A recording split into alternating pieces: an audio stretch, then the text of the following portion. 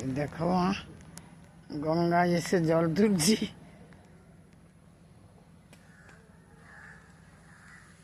আখড়ার ঘাট দেখে নাও। এই ঘাটটা খুব সুন্দর, সবাই এসো এখানটায়। যেখানে যে আছো আত্মীয় স্বজন বন্ধু বান্ধব জয়গুরু সবাই এখানে আসো, জল তুলে নিয়ে যাও। এই গঙ্গা আখড়ার ঘাট। ঠিক আছে, রাখছি। কত কেজি জল তুললাম গো?